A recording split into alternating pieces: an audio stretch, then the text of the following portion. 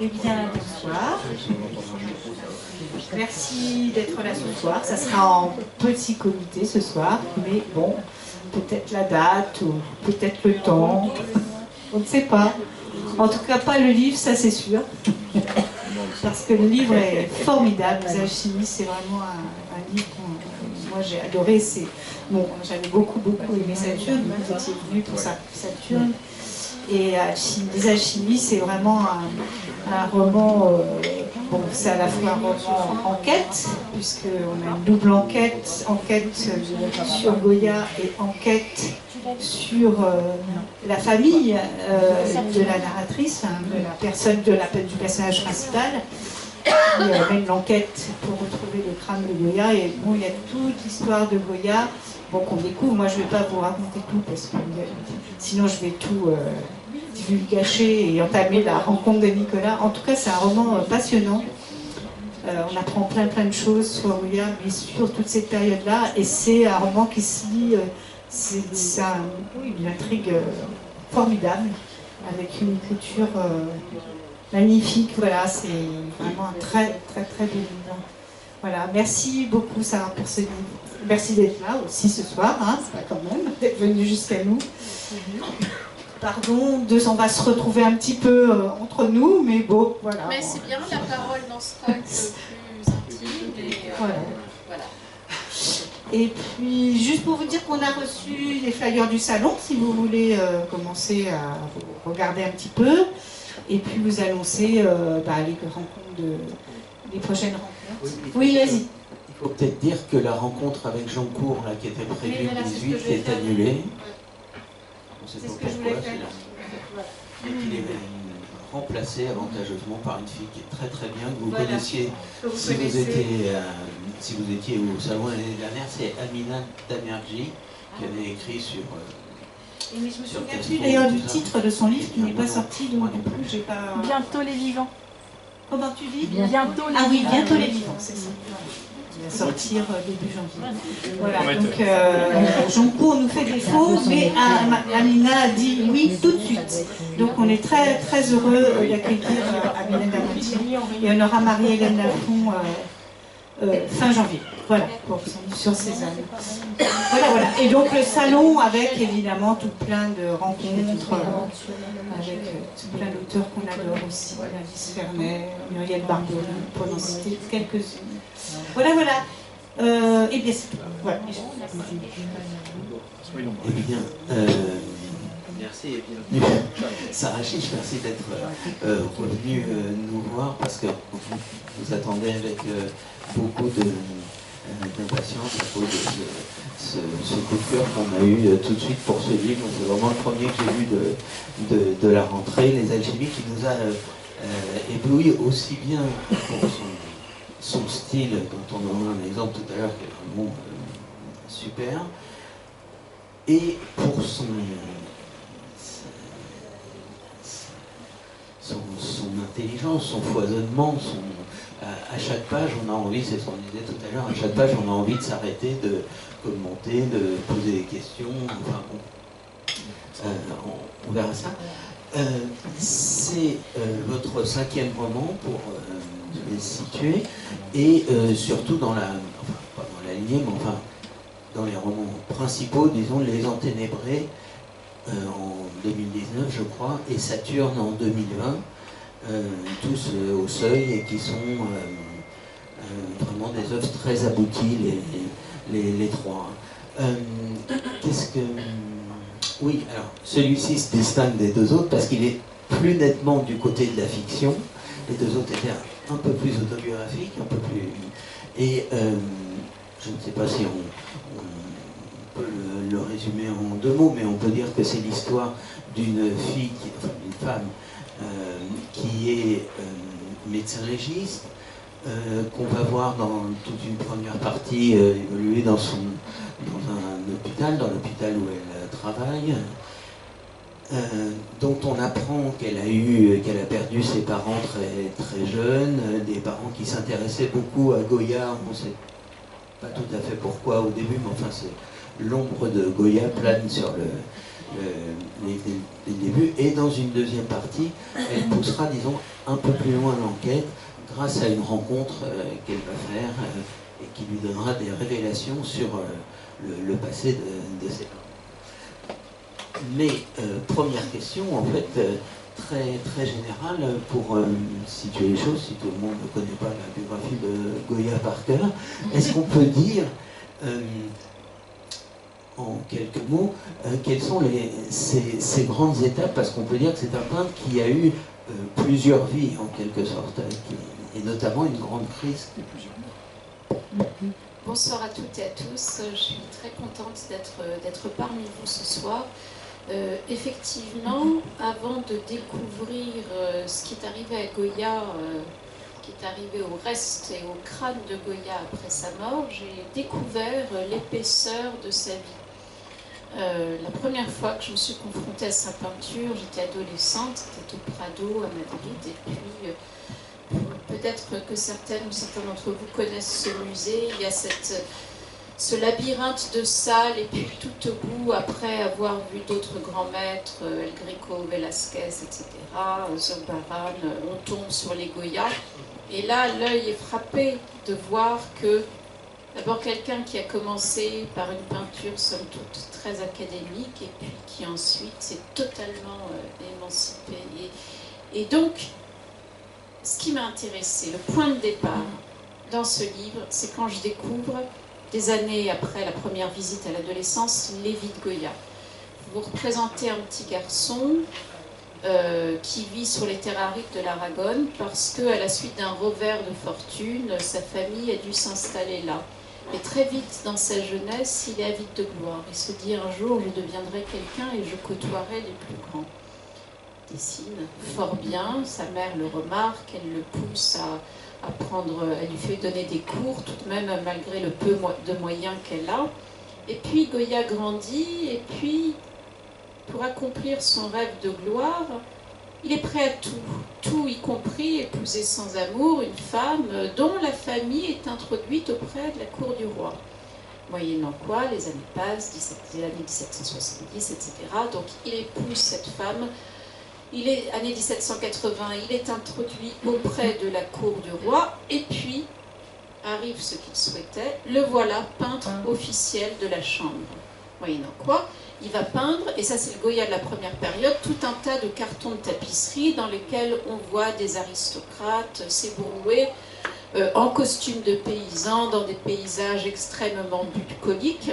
Déjà, à certains endroits, pointe une certaine férocité, une certaine causticité dans le trait. Quand il va peindre la famille royale, hein, il va pas les arranger, il va être somme toute assez irrévérencieux. Mais ça reste dans les clous. On est en 1792 à Séville, il marche, tout à coup il s'effondre en pleine rue. C'est une attaque neurologique dont il va émerger complètement transformé. D'ailleurs, d'abord, effectivement, quasiment sourd. Et donc voilà quelqu'un qui n'entend plus rien et dont la vision du monde va changer. Et sa palette va s'obscurcir, sa peinture se métamorphoser. Et de peintre assez académique, ça va devenir le génie absolument visionnaire et le dénonciateur des désastres de son temps. Peut-être que certains d'entre vous connaissent les Caprichos, ces gravures qu'il a réalisées au moment du retour de l'Inquisition en Espagne, qui moquent les vices de son époque, mais pas seulement de son époque, parce que quand on les regarde avec nos yeux de 2023, les costumes changent, mais les grandes bassesses et les petites grandeurs restent absolument les mêmes. La veulerie, la lâcheté, l'hypocrisie, le mensonge, ce qu'on est prêt à faire par vanité, par désir de gloire, ou bien les errances auxquelles peuvent nous conduire l'amour parfois, tout ça, Goya le représente en gravant, voilà, à l'eau forte et à l'aquatinte, en noir et blanc, en grisaille, voilà, cette comédie humaine. Pour moi, c'est absolument incroyable. Il a fait l'équivalent de ce qu'a fait Balzac en littérature. C'est une comédie humaine absolument incroyable. Et puis arrive la guerre, on est dans les années 1800, arrive cette guerre napoléonienne qui oppose la France à l'Espagne, conflit meurtrier. Et là, Goya se fait absolument l'ancêtre des reporters de guerre. Il va graver des choses. Aujourd'hui, bon, on en sait tristement quelque chose ces derniers mois, voilà. Des images nous montrent ce que peuvent être les désastres de la guerre, l'ampleur de la barbarie. Mais à cette époque, personne ne le faisait. Goya est l'ancêtre des photoreporters de Paris Match et de Life, en montrant des trucs absolument incroyables. Bon, il finit par montrer tellement de choses que... Et puis il a une autre compagne, Léocadia, qui affiche des idées assez libérales. Il est contraint à l'exil. Il fuit à Bordeaux, absolument. Après s'être enfermé dans cette maison du sourd sur les hauteurs de Madrid, où il va peindre à même les murs un sabbat de sorcière, Saturne, déjà là dévorant un de ses fils, ce chien, le chien de Goya, tableau de 1820, mais quand on le regarde, il est d'une modernité sidérante, ressorti des années 50. Bon, il finit par s'exiler, il va vivre à Bordeaux, effectivement, il y vit, il y est heureux, il y meurt. Est en 1828. Est-ce que je raconte la suite? Voilà. Allez, oui, voilà. Et rapidement, on est en 1828, 60 années passent. Le consul d'Espagne se promène, on est à la fin des années 1880. Il se promène au cimetière de la Chartreuse, tout d'un coup il tombe sur...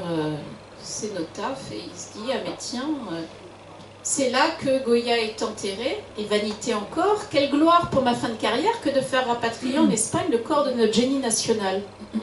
Procède à une exhumation, et alors la stupeur, on s'aperçoit que les ossements du peintre sont bien là, mais il manque quelque chose, son crâne a disparu. Le crâne de Goya a été volé. Est-ce qu'il a été volé par des phrénologues, ces médecins qui postulaient à l'époque que l'origine de nos tares ou de nos vertus se trouvait sur les bosses de nos crânes? C'est comme ça qu'on disait qu'il y avait les bosses des mathématiques, des criminels nés, des génies nés, des prostituées nées aussi. Heureusement que cette théorie eugéniste est tombée en désuétude. Hein? Pour moitié, vous avez tout compris. Est-ce qu'il a été volé par des étudiants en médecine qui l'ont rapporté dans les sous-sols de la fac de médecine de Bordeaux? Est-ce qu'il a été ramené à Paris, dans l'arrière-salle de l'hôpital Sainte-Anne? Est-ce qu'il a été effectivement dans ce cabaret, le Solis Sombra? À partir de ces hypothèses tout à fait réelles, c'est comme ça que j'ai composé le roman, en imaginant, à partir de ce qui est un des plus grands mystères de l'histoire de l'art, cette histoire de femmes, médecins légistes, fin de la quarantaine, dans un hôpital public en pleine décomposition, qui un soir reçoit un mail énigmatique où il est question de Goya et de son crâne.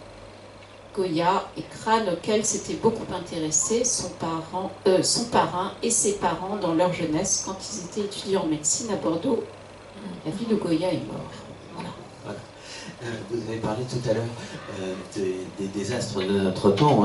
La première partie s'intitule « Les désastres de la guerre ». C'est une série de gravures de Goya. Et peut-être est-ce qu'on pourrait lire la toute première page du roman qui, en un sens, est un tableau de Goya. C'est un tableau de Goya, oui.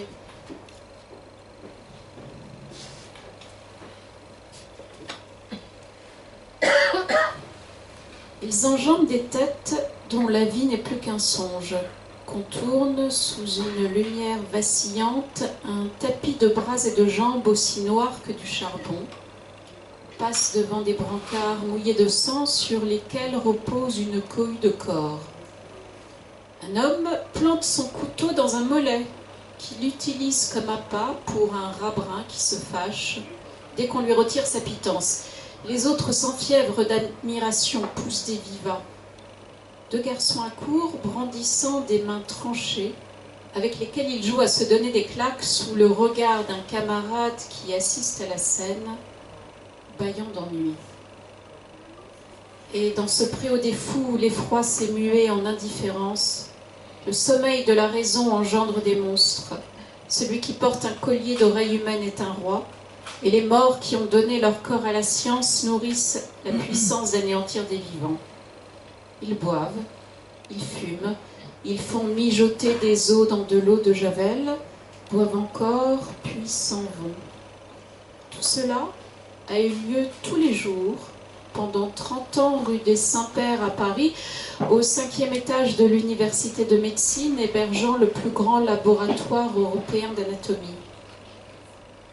Il était, je m'en souviens, environ 9 heures quand, le 7 juillet 2022, je vis jaillir cet article consacré au charnier de l'université sur le fil d'actualité de mon ordinateur. Ce matin-là, alors que je fixais la coulée noire de café qui coagulait au fond de mon gobelet, une chose m'avait frappé l'esprit. Un jour, paraît-il, la lumière fut. Et depuis qu'elle soit encore, n'efface pas ceci. Le cul du monde est plein de merde, et sous le soleil, le sage comme le fou avale ses vents. Merci. Alors, je trouve ce début absolument formidable parce que en à peine une page et demie, on a un retournement de situation vraiment tout à fait inattendu. On se retrouve projeté dans le présent et dans un style, disons, en tout cas pour la première page, de lumière noire. Hein. Ensuite, j'avais une petite question là, sur l'incipit, parce que dès la fin de la phrase, vous prononcez, vous écrivez le mot songe, Ouais. ce qui nous fait penser, bon, ça peut faire penser à Shakespeare, mais ça peut faire penser aussi à La vie est un songe de Calderon, qui est une pièce qui est une tendance assez métaphysique, disons, et qui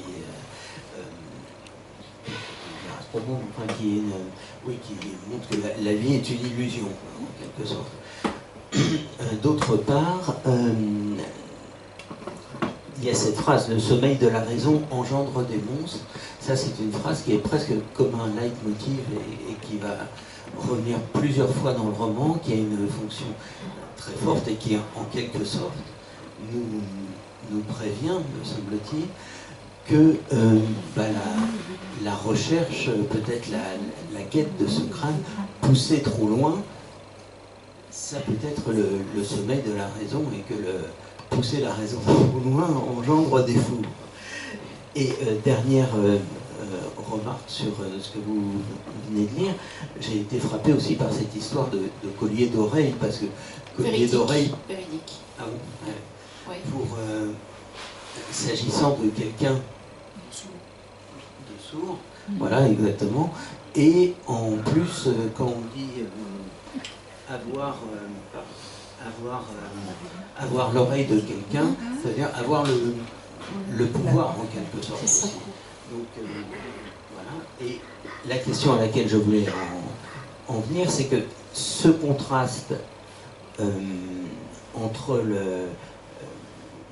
l'horreur de la façon dont sont traités ces corps et ce haut lieu de culture, parce que c'est le 5e arrondissement à Paris, c'est la plus grande école de médecine, etc. Est-ce que c'est le signe de quelque chose qui est en train de se déliter et dont la narratrice va être témoin, peut-être, va se faire avoir? Oui, je crois, oui. Il s'agit de, vous l'aurez peut-être reconnu, l'histoire du charnier de Paris-Descartes. On a découvert, cette histoire est sortie, puis il y a un reportage de l'Express repris ensuite par Paris Match, que rue des Saints-Pères, au 5e étage de l'université de médecine, pendant que des étudiants étaient gentiment en train de suivre leurs cours pendant des dizaines d'années, cadavres de personnes qui avaient donné leur corps en toute conscience à la science, donc au nom du souverain bien, étaient conservés dans des conditions déplorables du fait d'une cascade des mépris, d'impéritie, de personnes qui étaient employées à cela, mais qui étaient sous-payées, qu'on traitait comme des chiens. Et donc, pour l'anecdote, l'un d'entre eux, qu'on appelait le chef des têtes, portait effectivement un collier d'oreilles humaines. Donc, quand j'ai eu vent, justement, de cette affaire, je me suis dit, mais c'est horrible, c'est un Goya vivant. C'est un Goya contemporain. Et au fond, avec toute la pudeur qui convient hein, pour évoquer ce genre de choses et sans complaisance aucune pour le macabre, il fallait tout de même, en début de roman, poser un geste, je dirais un geste esthétique, un geste littéraire, mais un geste pictural aussi, parce que dans ce livre, il y a des tableaux de Goya qui sont cités tels quels, et puis il s'agissait aussi d'écrire à certains endroits à la manière de tableaux de Goya, pour que ce soit très visuel. Et ensuite, voilà, après cette première image, on redescend et l'écriture se transforme et on va découvrir la vie de cette Camille Cambon dans son hôpital en pleine crise avec ses collègues,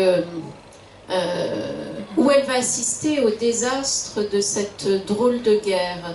Vous vous souvenez peut-être au moment de l'épidémie de Covid, on a entendu dire que les soignants étaient au front, que nous étions tous en guerre. Donc, hein, on s'en souvient bien. Donc, j'ai repris cette métaphore martiale à la lettre et j'ai montré, c'était ma façon, ça c'est mon moment militant, mais c'est ma façon aussi de montrer ce que c'est que cet engagement des soignants.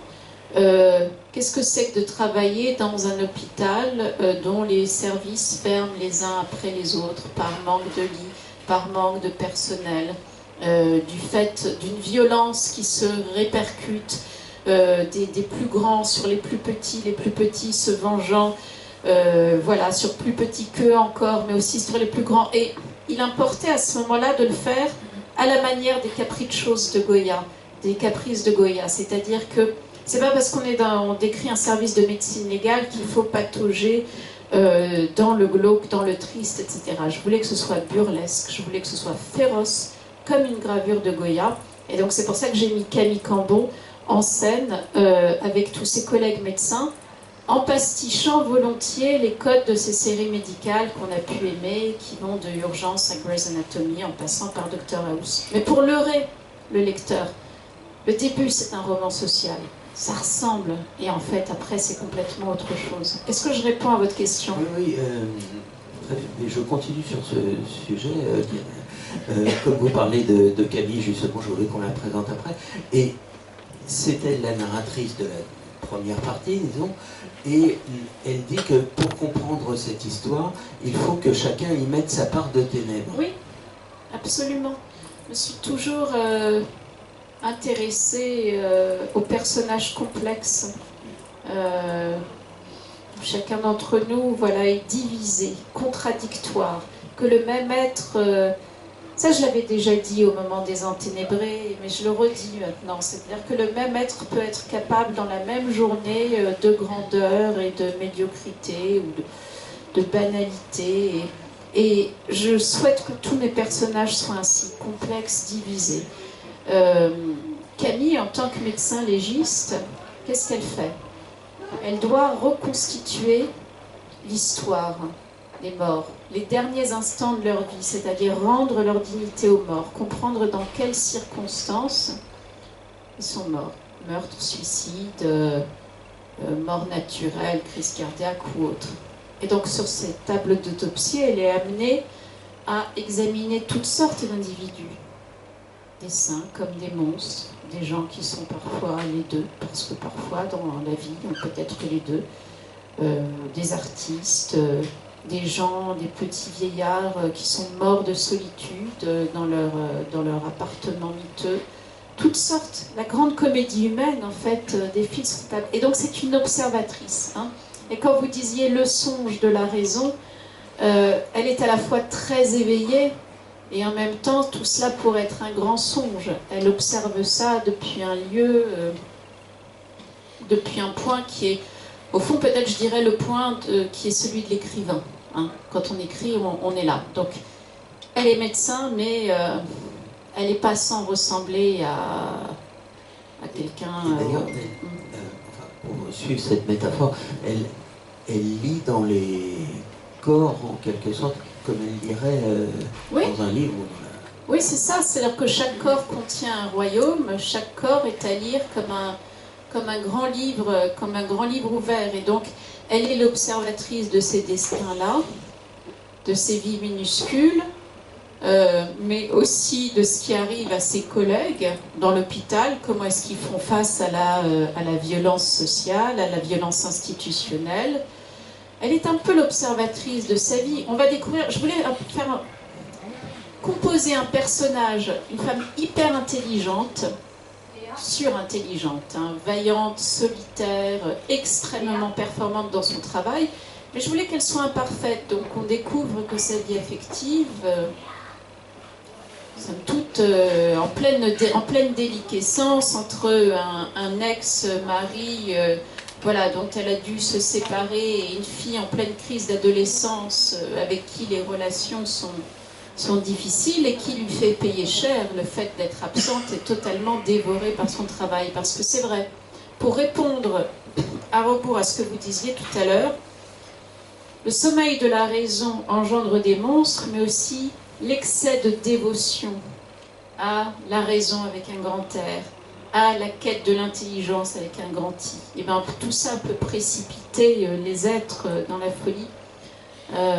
Quand j'étais ado, j'ai été très marquée par certains romans de Balzac, soit La peau de chagrin, ou Louis Lambert, ou voilà, La recherche de l'absolu, ou Le chef-d'œuvre inconnu, tous ces romans dans lesquels des personnages tout à fait doués de raison vont à un moment donné totalement vriller et s'abîmer dans une quête dont ils ne cernent pas tout à fait les contours, mais qui va les faire plonger soit dans la folie, soit dans l'excès, soit réformer absolument leur vie. Oui, le grand thème de ce point de vue-là, on peut dire que c'est ce que vous appelez le démon de la connaissance et de la recherche, et en quelque sorte une raison déraisonnable qui est l'ambition, le rêve de tout savoir, de vouloir tout savoir. Mais ça reste un roman. Je voulais noter d'ailleurs deux choses, c'est que le chapitre se termine par une phrase qu'on peut interpréter au drôle, qui dit « tout est vrai, rien n'est vrai ». Ça, c'est à la fois dans sa vie, et c'est aussi dans le roman. On peut dire dans le roman, tout est vrai, rien n'est vrai. Ce qui est inventé peut être vrai, etc. Et c'est vrai. Et la deuxième chose sur laquelle je voulais vous interroger, c'est que tout à l'heure vous avez cité les enténébrés. Il est vrai que ce terme de ténèbres revient plusieurs fois dans le livre, comme revient plusieurs fois le mot Saturne, parce que Goya a peint Saturne. Absolument. Ténèbres, enténébrés et Saturne, évidemment, ça nous évoque les deux livres précédents. Et j'aimerais savoir, ce que je vous disais tout à l'heure, moi je l'avais lu, ce livre-ci, bien qu'il soit plus romanesque, un peu comme une suite, enfin, il formait un ensemble, une sorte de trilogie avec les deux précédents. Alors, qu'est-ce que vous pensez de ça? Est-ce que je m'égare complètement? Ou, par exemple, vous notez, à titre d'exemple, vous notez à un moment que Goya, quand il a fait sa crise, on se demande ce qui lui est arrivé exactement comme genre de maladie, et vous êtes, enfin, on le soupçonne d'avoir fait une encéphalopathie saturnine. C'est exact. Oui, oui. Oui, ben oui, ça m'a amusé effectivement quand j'ai découvert que parmi les différentes hypothèses concernant l'attaque neurologique de Goya, il y avait voilà, l'encéphalopathie saturnine due à l'utilisation trop fréquente de pigments de peinture qui à cette époque était très toxique. Compte tenu du fait que j'avais écrit précédemment ce livre Saturne qui parle de deuil et de mélancolie, ben oui, ça c'est vous voyez, un petit plaisir d'écrivain. C'est à cela que vous vouliez en venir ou, Oui, enfin, ben c'est ça. Oui. Dans le livre dont on peut parler, mais enfin, je voulais le noter tout de suite parce que... Bien sûr qu'il y a un jeu. J'aime bien qu'il y ait des passages souterrains entre mes livres, et là il est certain qu'on retrouvera des choses. Ce qui diffère, c'est que les précédents personnages féminins, les personnages féminins de mes précédents romans, Les Enténébrés et Saturne, étaient marqués par un certain excès quant aux choses de l'amour. Hein. C'était des femmes qui soit avaient été meurtries, soit qui avaient été traumatisées, soit qui avaient vécu des situations d'abandon ou des situations de deuil qui les précipitaient dans des choses tout à fait déraisonnables. La différence avec Camille Cambon, c'est que l'amour n'est pas l'amour pour un autre, ou l'amour pour son enfant n'est pas le centre de gravité de sa vie. Le centre de gravité de sa vie, c'est la recherche, c'est la médecine, c'est la quête du démon de la connaissance. Pour autant, comme vous êtes redoutablement malin, Nicolas, vous avez bien compris que c'était voilà, peut-être une façon pour moi de m'autonomiser, de m'émanciper. Voilà, on traverse certaines choses dans l'existence, on les métabolise, on les transforme en roman. J'avais très envie cette fois-ci que le personnage féminin ne soit pas du tout, vous voyez, dévasté par le deuil de ses parents, qu'elle ait eu quand même une enfance somme toute hyper heureuse entre deux parents, certes asservis à leur travail, deux parents médecins, mais très aimants, très équilibrés, qu'elle ait pu vivre tout un tas de choses solaires, joyeuses avec son père, toutes choses que je n'ai jamais connues, et puis qu'elle ait pu faire médecine, donc, et voilà, et aller jusqu'au bout de la filiation, toutes choses que je n'ai jamais connues. Donc, si vous voulez, j'ai pris Saturne, je l'ai retourné comme un gant, et j'ai imaginé une fille qui, contrairement à ce qui est raconté dans Saturne, elle accomplirait le rêve de la famille et suivrait parfaitement la filiation et deviendrait médecin à son tour. Donc bien sûr que tout cela ne vient pas de nulle part. Et puis c'était une façon aussi de raconter, c'est vrai, cette obsession que j'ai pour la connaissance. Ce truc qui fait, vous voyez, que quand on est enfant, tiens, la lumière, va te coucher maintenant. Oui, oui. Puis on attend que les parents aient le dos tourné, les parents ou alors la personne qui s'occupe de nous, et puis on va rallumer la lumière, ou alors on va s'éclairer à la lumière de la lune, et puis on va ressortir le livre. Puis on va tout lire, n'importe quoi. Les dictionnaires, les encyclopédies de tout l'univers, ce qu'il y a au dos des paquets de céréales, les programmes télé, peu importe, il y a une obsession de savoir. Et un plaisir. Je suis sûre que vous avez connu ça aussi. J'en suis sûre. Mais encore maintenant. Ben oui. Et donc je me suis dit, vous voyez, c'était peut-être un geste un peu provocateur. Je me suis dit, on va raconter une histoire dont tous les personnages sont hyper intelligents et obsédés par la recherche. Voilà.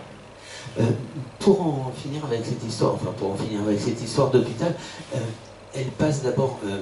Il y a toute une litanie des misères humaines qu'elle voit défiler sur sa table de dissection. Elle a aussi, à un moment, elle se surnomme elle-même aînée, comme le personnage de Virgile dans l'Énéide, ce qui nous suggère que sa vie, son travail est un peu une descente aux enfers aussi. Enfin, il y a plusieurs allusions de ce genre. Et elle passe c'est très amusant comme passage, elle passe en revue un peu tous ses collègues avec leurs caractéristiques, qui sont soit chaleureux, soit hautains, soit même assez affectueux pour certaines. Et notamment, j'en cite deux par exemple,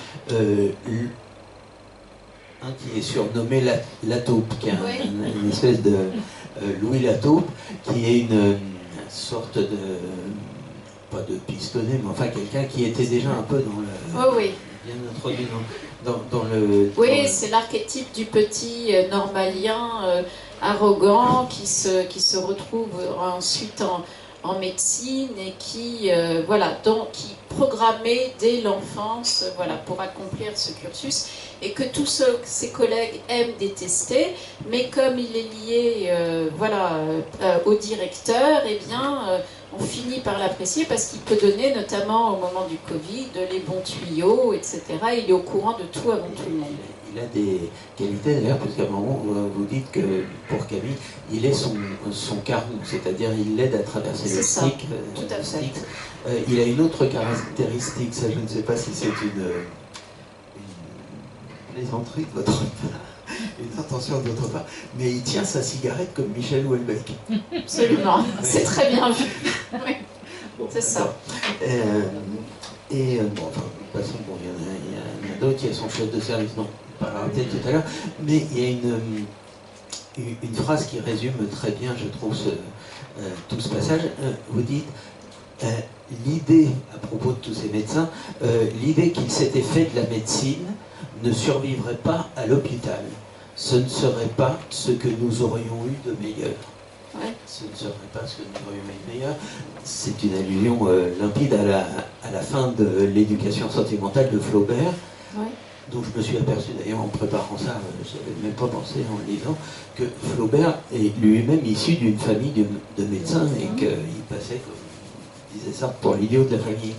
C'est vrai. Donc oui, c'est curieux parce que c'est le contraire de l'insipide, c'est l'explicite du roman, et cet explicite est lui-même explicite, si je puis dire. C'est-à-dire qu'il décrit un peu une sorte de naufrage, un peu. Oui, c'est-à-dire que c'est le naufrage de tous ces êtres qui, dans leur paquebot hôpital, ont cru que, voilà... alors quand on est médecin légiste, sauf quand on s'occupe de victimes vivantes, par exemple victimes de violences sexuelles, etc., oui, là on peut espérer, voilà, si ce n'est sauver, en tout cas réparer, rendre sa dignité à quelqu'un, mais sinon les médecins légistes qui ne s'occupent que des morts, ils ne sauvent pas des vies, mais pour autant ils essayent de rendre leur dignité aux morts et aux proches. Donc j'ai beaucoup enquêté.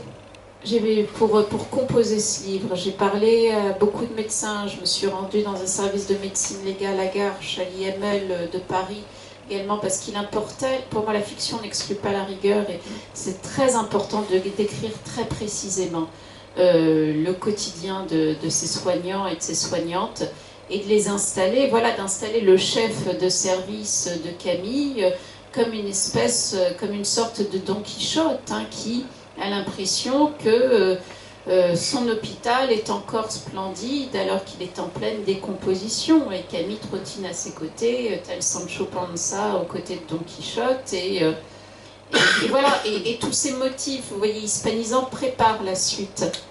Exactement. Et non, je dis exactement parce que c'est ce à quoi je voulais arriver, c'est pour ça. Et cette histoire de son chef de service, donc, qui s'appelle Henri Labrusse, effectivement, il y a cette image de Don Quichotte, et en même temps, comme il est très sentencieux, il parle aussi avec une certaine noblesse de son art, quoi. Il ne parle pas de la médecine, il parle de l'art, il etc. dit notre art, il ne dit pas notre voilà, pratique, mais il dit notre art. Oui. Et ce lien avec Don Quichotte, effectivement, se retrouve beaucoup plus loin dans le livre. Dans la deuxième partie, où il y a un personnage qui s'appelle Jeanne, dont on parle un peu plus que ça, mais de ses liens avec les autres, mais qui tient un petit théâtre où elle fait jouer justement des scènes de Don Quichotte. Absolument. Et le fait qu'elle fasse jouer ces scènes de Don Quichotte a quelque chose à voir avec ce que vous venez de dire. Oui, tout à fait, parce que c'est la représentation de la représentation.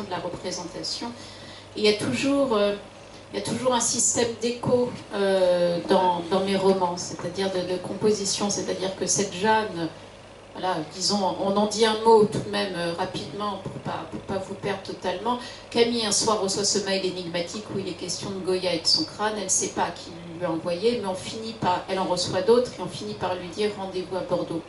S'y rend, et alors là, stupeur, elle va s'apercevoir que la personne qui lui a envoyé le mail, aidée certes par un jeune homme, est une octogénaire, ancienne directrice de théâtre, Jeanne, qui a connu ses parents et son parrain, qui va lui révéler tout un tas de choses. Et Jeanne, dans sa jeunesse, effectivement, a quitté du jour au lendemain sa famille et a trouvé un emploi dans un cabaret, Le Sol y Sombra, cabaret qui a réellement existé à Bordeaux et dans lequel il y avait un crâne dont on disait que c'était celui de Goya. Eh oui, c'est véridique. C'était un carabin, un étudiant en médecine qui l'avait un jour apporté au tenancier en lui disant « Tiens, c'est le crâne de Goya ». Est-ce que le tenancier l'a vraiment cru? Est-ce qu'il a fait mine de le croire? Est-ce que c'était véritablement le crâne de Goya ou pas? On n'en sait rien. Toujours est-il que je me suis servi une fois encore de cette histoire véridique pour installer cette Jeanne dans son passé, Bordeaux, années 60, où elle va fréquenter des étudiants en médecine, etc. etc. Et tout un tas d'aventures va leur arriver. Cette référence à Don Quichotte, évidemment, elle est très importante parce que Jeanne est d'origine espagnole, et, enfin, évidemment. Mais est-ce que ça n'est pas aussi le signe qu'une part de l'ADN de votre livre vient des romans picaresques? Oui. Oui, c'est ça, c'est-à-dire que je l'ai composé, je voulais que ça reste haletant, très romanesque, mais qu'il y ait une succession d'histoires dans l'histoire, vous voyez, de récits gigognes, comme on le trouve dans le roman picaresque. C'est un drôle de pari, un roman picaresque en 2023. On dirait peut-être que c'est pas très contemporain, mais moi j'avais envie, je me suis dit, voilà, on a besoin de romanesque. C'est curieux parce qu'il y a un autre auteur, comme on l'a reçu récemment, je vous en parle, qui parle beaucoup de Cervantes, qui est obsédé par Cervantes, même dans ses romans. C'est Laurent Binet. Ah, que j'aime et j'admire. Oui, oui. Mais voilà, c'est un des grands maîtres du romanesque. Hein. C'est le grand maître du romanesque, Cervantes. Ouais.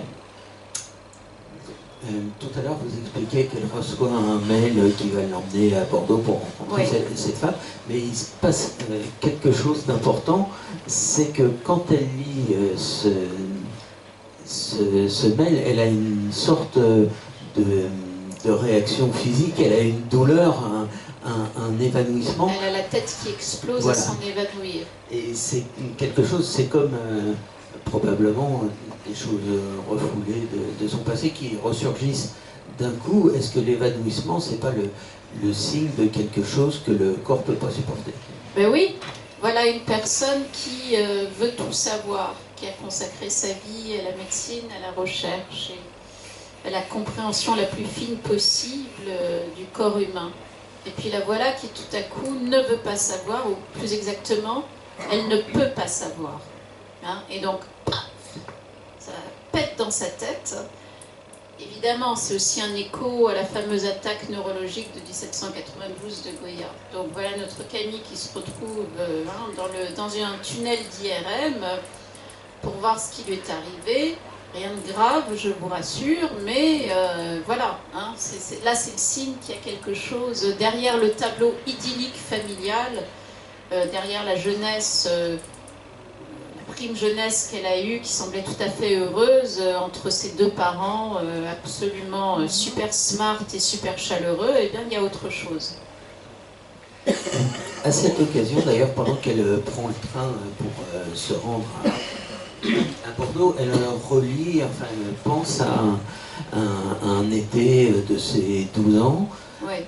Et c'est un chapitre d'ailleurs très important, c'est le plus long de cette partie, et elle repense notamment à un livre que son père a écrit sur Goya, qui s'appelle Goya, mystère d'un génie, et donc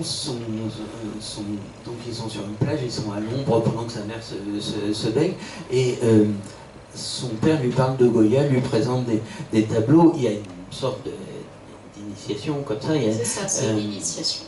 Et en même temps, il lui révèle Goya, quoi, enfin ouais, et en même temps, c'est une initiation qui est interdite d'une certaine façon, parce que quand la mère arrive, elle lui dit non, non, arrête, ne lui raconte pas tout ça. Et diverses images de ses souvenirs à l'occasion de cette relecture se mêlent en elle. D'ailleurs, vous écrivez très bien quelque chose qui m'a frappé. Enluminé par les années, monté en un film continu par le cinéma intérieur de la mémoire, un amas d'images brisées, parcours Maritine. Et d'ailleurs, c'est une chose qu'on retrouve aussi à la fin de Saturne, quand elle découvre un film Super 8 de son père. Et bien alors, vu. cette image, Oui, et puis vous savez, quand les souvenirs nous reviennent comme cela, hein, ça défile à toute allure. Les couleurs sont transformées. On n'a pas tout le souvenir exact. On a les scènes, des visions stroboscopiques. Hein. Ce sont des flashs comme ça. Il y a un grand neurologue à qui je dois cette expression de cinéma de la mémoire, c'est Lionel Nakache, qui a beaucoup travaillé sur, dont je vous recommande les livres, qui a beaucoup travaillé là-dessus, et voilà, qui a bien montré que nos souvenirs sont stroboscopiques. Donc, effectivement, vous avez raison, il y a un parallèle avec l'histoire de ce film de famille que l'on m'a montré, et ce que je raconte dans Saturne. Oui, c'était un film de Super 8, donc avec des couleurs extrêmement éclatantes, et sur lequel j'avais pu voir mon père vivant.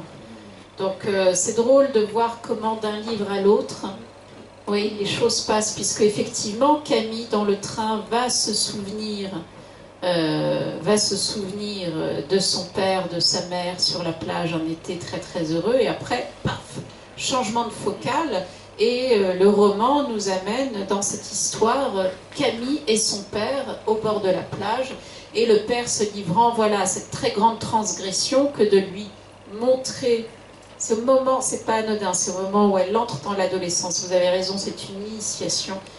Il lui montre ce petit livre qu'il a écrit des années plus tôt sur l'origine du génie de Goya, et puis enfiévré par ce qu'il lui raconte, il veut lui raconter des choses plus personnelles, hein, sur comment lui, sa mère et le parrain de Camille sont liés à Goya. Et puis à ce moment-là, la mère va surgir des flots et va dire « Stop, arrête-toi, elle est trop petite ». Donc là, qu'est-ce qui se passe, hein?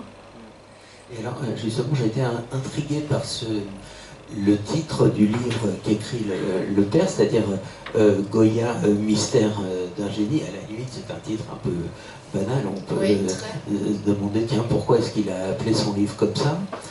Et alors là, c'est simple hypothèse, j'en sais rien, mais je me pose la question, je me demande si le père, dans cette scène, n'est pas en quelque sorte le génie de la lampe. C'est-à-dire celui qui va faire apparaître et qui va lui révéler des choses justement comme un génie. Alors, bon génie ou mauvais génie, oui. Mais, je n'avais pas pensé à ça, mais effectivement, c'est vrai que cette révélation ne va pas être ne va pas sans heurts, sans fracas, et effectivement, génie du bien de la connaissance, mais aussi génie du mal, je n'irai pas jusque-là, mais il y a tout de même quelque chose ensuite qui va apparaître devant les trop jeunes yeux de Camille pour pouvoir être en mesure d'affronter ça, quelque chose du grand théâtre de la vie des adultes qu'elle ignorait auparavant, quelque chose qu'elle ne peut pas savoir, hein, de cauchemardesque. Vous savez, comme quand on est enfant ou jeune adolescent, et puis on voulait surtout pas savoir comment vivaient nos parents, comment ils s'aimaient, quelle était leur vie sexuelle, et tout d'un coup, on invente quelque chose où on voit un truc et on s'empresse de le repousser au plus loin parce que c'est trop fort, c'est trop intense, ou c'est trop pathétique ou grotesque. Bref, on ne veut rien en savoir, et c'est ce qui va effectivement arriver à Camille à un moment donné. Et elle va s'empresser de recouvrir ça par une volonté de tout savoir, mais dans le domaine de la connaissance et de la recherche. Hein. Et dernière chose, oui, c'est ça qui m'intéressait de montrer, une fois encore, c'est le contraire de Saturne et des Enténébrés, c'est-à-dire comment un enfant, tout d'un coup, quand il est, pour ne pas être dévasté par quelque chose qu'il va apprendre concernant la vie privée de ses parents, va totalement sublimer ça, va le passer dans un désir de connaître, hein, dans un désir de savoir, de s'intéresser à tout un tas de choses, du monde, de la science, de la littérature, etc. Ouais. Pour fuir au plus loin et se construire une vie privée, une vie intime. Cette histoire de... Enfin, d'abord, je cite une phrase parce qu'elle est vraiment très, très belle et très parlante. Son père lui dit à propos de Goya, parce qu'elle est... comme souvent les enfants d'ailleurs, effrayés par les tableaux qu'elle voit. Et il lui dit ce que Goya a voulu faire, c'est déformer le monde et en le déformant, s'approcher le plus possible de la vérité des êtres. Ça, c'est ce que fait la littérature aussi. C'est ce qu'on essaye de faire, oui. C'est ce qu'on essaye de faire, de s'approcher au plus près de la vérité des êtres, quitte à s'y brûler parfois, mais cette brûlure est absolument... parfois c'est la brûlure glacée, vous savez, comme quand vous mettez votre main dans la neige, c'est tellement froid que ça finit par brûler, mais je crois que, de mon point de vue, la littérature ne peut pas faire l'économie de la question du mal. Hein, que ce soit le mal dans le monde ou le mal chez les êtres en tant que victime, ou alors aussi bien en tant qu'agent du mal. Et donc, quand on approche ces questions-là, compris par le biais du romanesque, et voilà, ça brûle, ça glace, mais voilà, il n'y a pas le choix, donc on le fait.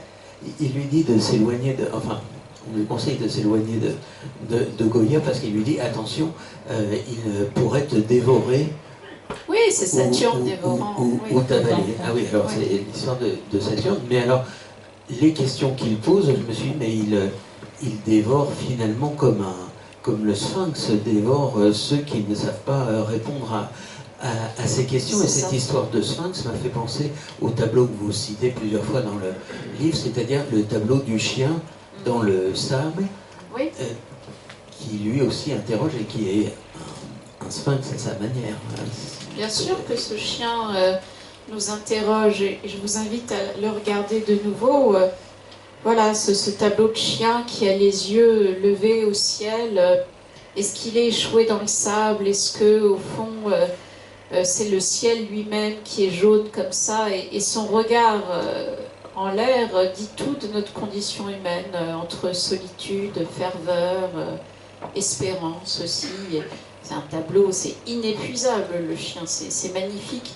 Et donc, et pour ça, bon, truc d'écriture, j'ai placé Camille et son père dans le sable, comme le chien de Goya est placé sur une petite colline de sable, pour regarder. Et le moment où il regarde ce chien, donc qui regarde qui regarde quoi, voilà. Ça, c'est des jeux formels d'écriture. Bon, on est content quand on réussit à peu près à en faire quelque chose, mais ça ne doit pas être formaliste non plus. C'est-à-dire que, pour moi, il fallait une histoire haletante à raconter, et voilà, il ne faut pas s'oublier dans le... Mais pour autant, je crois qu'on peut conjuguer les deux dans un roman. Il y a un grand suspense dans celui-là, mais on essaie de pas trop le déflorer. Mais d'ailleurs, ce verbe avaler revient plusieurs fois. À un moment, elle avale un post-it que ses parents lui avaient laissé. On voit qu'elle a du mal à avaler la mort de ses parents. Absolument. Arrivé. Et elle a un personnage, on n'a pas trop le temps d'en parler, mais son parrain qui s'appelle Alexandre, et qui est un parrain assez stupéfiant, si on veut, dans son genre. Il l'est, oui. Et qui, d'ailleurs, à un moment, met des graines pour faire une expérience dans un crâne, et le crâne explosé. C'est comme quand on a une idée qui germe dans la tête. C'est ça. Oui, il y a cette figure de parrain qui, avant de devenir un ponte de la neurologie, sera un étudiant extrêmement brillant. Alors lui, contrairement aux parents de Camille, il est issu de la très grande bourgeoisie bordelaise. Et il veut certes la connaissance, le savoir, mais il veut la gloire aussi. Hein. Et il fera tout pour y arriver. En cela, il forme avec Pierre, le père de Camille, une sorte de diptyque. Hein. Il y a l'aventurier de la connaissance d'un côté, l'aventurier du pouvoir de l'autre. Ouais. Toute votre deuxième partie, donc, qui est plutôt centrée, qui est un quasi-monologue du personnage de Jeanne qui va raconter l'histoire, s'intitule « Le songe de la raison ». Or, la phrase de Goya, c'est le sommeil de la raison. Alors, quelle est la distance entre le sommeil et le songe? Le songe est peut-être plus métaphysique, peut-être plus poétique aussi. Et on peut penser évidemment songe d'une nuit d'été. Le songe est ce lieu qui permet tout de même les conditions de l'écriture. hein, c'est-à-dire on peut faire des songes éveillés. Hein, il n'y a pas de sommeil, éveillé, mais il y a des songes ou des rêveries, ou des rêveries éveillées, tout de même. Et c'est dans cet état-là qu'on peut se mettre à écrire, qu'on peut se mettre à convoquer tout un tas de personnages, tout un tas de mondes. Mais figurez-vous que le sommeil de la raison est effectivement parfois traduit par le songe de la raison. Oh oui, dans certaines traductions. Ah oui. Oui, s'excuse, c'est la deuxième soirée qui commence. Ah, j'espérais ne pas les faire mourir de sommeil ou d'ennui. Donc voilà. Alors, c'est pas de problème. Ils reviendront chercher le livre après, c'est sûr. Il n'y a aucun problème.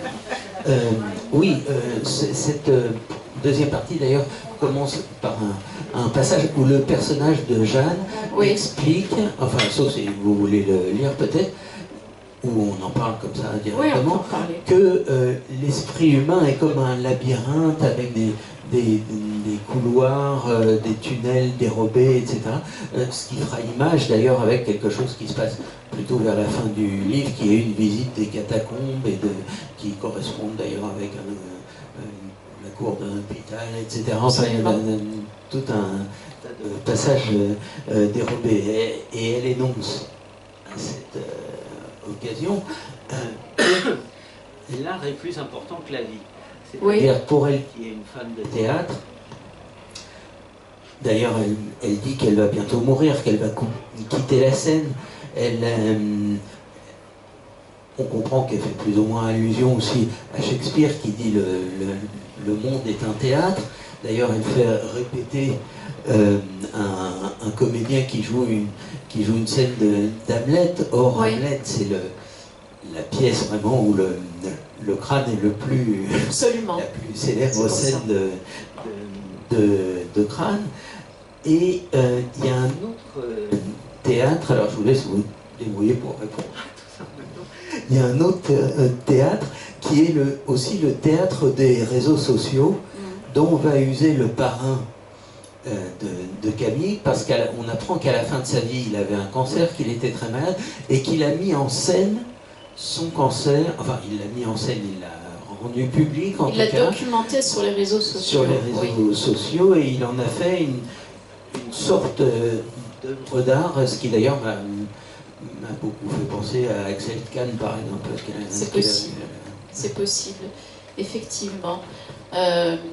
Axel Kahn a fait une telle chose, mais peut-être avez-vous aussi parmi vos amis ou connaissances des gens qui, voilà, se sentant très malades ou au bord de la mort, ont choisi de documenter cela sur Facebook par exemple.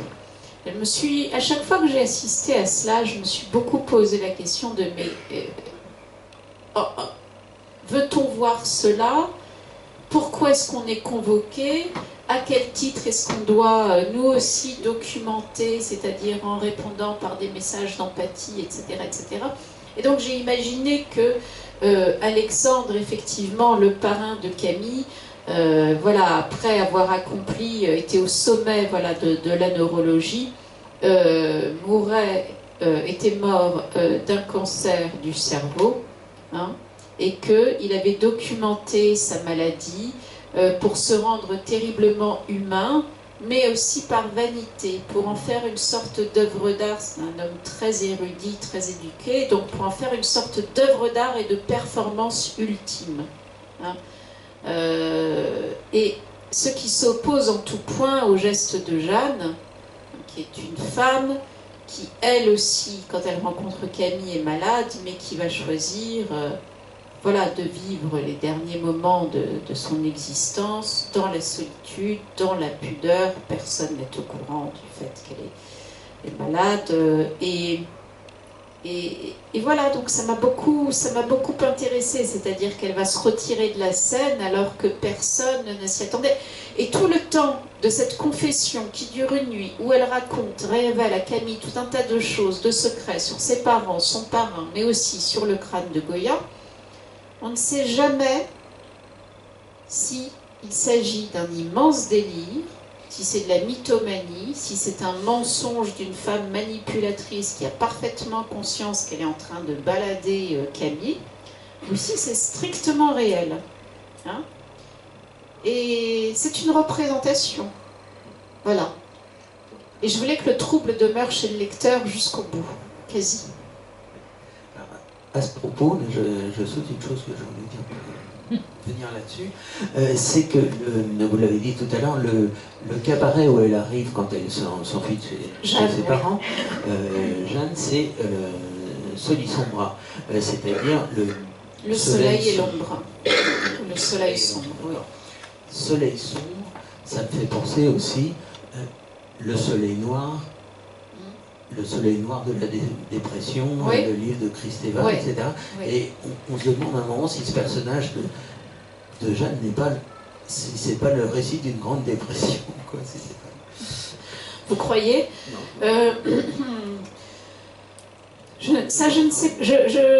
ne sais pas. En tout cas, c'est une femme qui est capable d'un très grand détachement face aux choses de l'existence. Une femme qui, voilà, pour qui l'amour n'a apparemment pas été au centre de sa vie, quoique on est en droit de s'interroger. Et oui, ce sont des femmes, c'est une femme mélancolique, ça c'est sûr, c'est certain.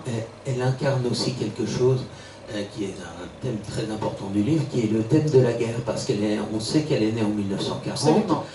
Qu'elle porte déjà la mémoire de son père de la guerre de 1914, et que dans sa famille, il y a eu quelque chose pendant l'occupation. Voilà, bourgeoisie bordelaise dans les années 40, obligations de compromission diverses que je vous laisse découvrir. En tout cas, voilà, elle grandit à l'ombre immense et dévastatrice de ce passé familial et collectif-là.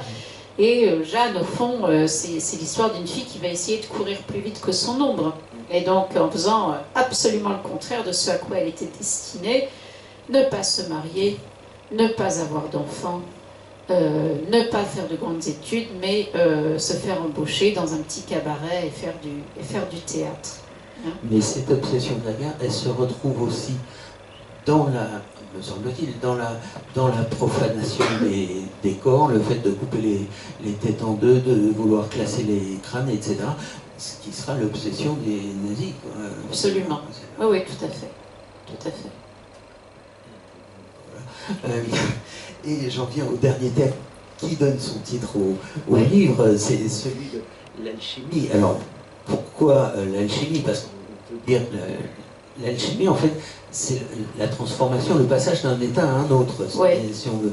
Et c'est aussi, on pense beaucoup à l'œuvre noire de Marguerite Yourcenar, évidemment, le personnage de Zénon. D'ailleurs, avant, je me suis demandé si Jeanne n'était pas une sorte de Zénon, quoi. Enfin, bon. Oui. Et de cette connaissance, de cette sagesse, mais au bout de laquelle, finalement, il n'y a que la mort ou que la fuite par la mort.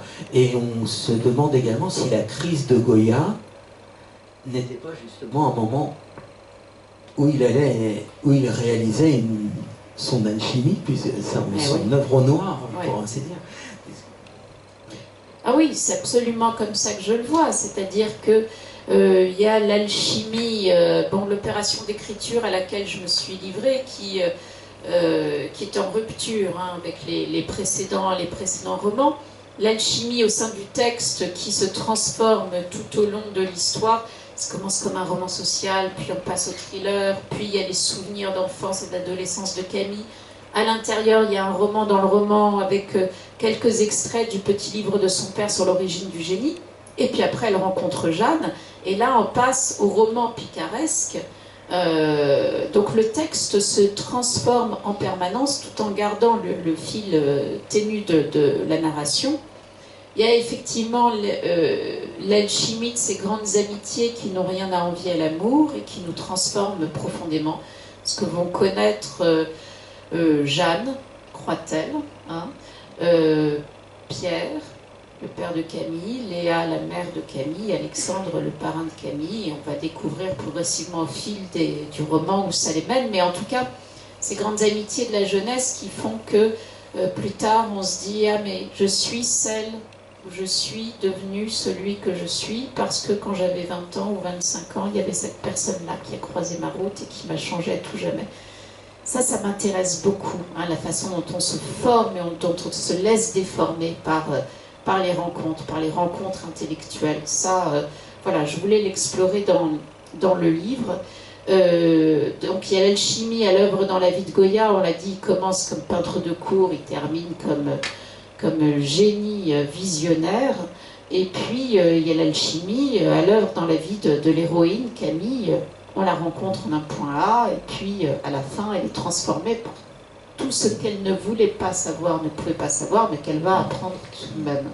D'ailleurs, il y a un détail que j'ai noté, enfin, bon, c'est que on apprend que sur le bureau de sa mère, de la mère de Camille, donc, il y avait une reproduction de la gravure Le sommeil de la raison. Ouais. Et je me suis demandé quelle était sa fonction, et on se demande si cette gravure n'est pas justement un avertissement ou un garde-fou, justement pour lui dire, pour qu'elle garde présent à l'esprit. Il ne faut pas aller trop loin. Peut-être, mais bon, les enfants, beaucoup d'enfants, quand on leur dit il ne faut pas aller trop loin, vous savez, c'est comme dans Barbe Bleue, hein, surtout, tu peux aller partout, mais surtout, n'ouvre pas la porte du fond. Mais ben, qu'est-ce qu'on fait? On ouvre la porte du fond. Et en littérature, dans l'écriture, oui, c'est ce qu'on fait aussi. On ouvre la porte du fond et puis on y va et on regarde ce qu'il y a et on en revient tout de même. Bon, et alors, pour nous acheminer vers une petite conclusion, oui. Sans vouloir vous faire tirer de morale particulière de ce roman, j'aimerais revenir sur une scène qui m'a beaucoup intrigué. Oui. C'est que quand Camille prend le train donc, pour aller à Bordeaux, elle a quelque chose qui la fait rire, parce que dans une rangée devant elle, il y a une dame qui se dispute avec un contrôleur parce qu'elle a son chat oui. avec elle, et lui, il veut absolument lui faire mettre son chat dans la cage, et elle le dispute parce qu'elle dit non, j'ai bien lu le règlement, là, il faut tenir en laisse ses chiens. Son chien, mais mon chat n'est pas un chien. Mais voilà, et voilà. Mon chat n'est pas un chien. Et qu'est-ce que c'est? Qu'est-ce que ça veut dire cette histoire? Et d'abord, je me suis demandé si cette histoire de chat qui ne voulait pas rentrer dans sa boîte, si c'était pas une figuration en quelque sorte du chat de Schrödinger, qui est à la fois vivant et mort, tant qu'on n'a pas ouvert la boîte. Oui, c'est ça. C'est ça. Absolument. Et Camille, d'ailleurs, à la fin du récit, elle revient de Bordeaux avec un chat. Ben oui. Puisque c'est oui. C'est un peu ce qu'elle a gagné dans cette histoire. C'est ça. Elle a gagné un chat, qu'elle donnera à sa fille d'ailleurs. Oui, absolument. Et enfin, pour terminer sur cette histoire de chat, pourquoi est-ce qu'elle dit « Mon chat n'est pas un chien » Parce que ça nous renvoie, enfin, pour moi en tout cas, ça nous renvoie au tableau du chien. C'est ça.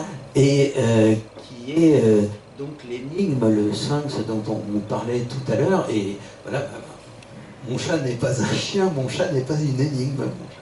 Oui, il y a cette idée effectivement que mon chat n'est pas le chien du tableau de Goya, et c'est en entendant, vous savez, quand on entend, on est dans un train et puis on entend des bribes de conversation des autres, parfois ça nous fait penser à tout un tas de trucs, et donc c'est en entendant cette femme, mon chat n'est pas un chien, pas un chien, pas un chien, ah le chien de Goya, ah le livre de papa, ah etc. etc. Voilà, et puis à la fin elle va tout de même, bon qui a un chat également, c'est Jeanne, et on va découvrir pourquoi elle va revenir à Paris avec le chat de Jeanne. Le sommeil de la raison engendre des monstres. Caprice, planche 34. Sur cette gravure absolument fascinante, il y a un personnage prostré comme ça.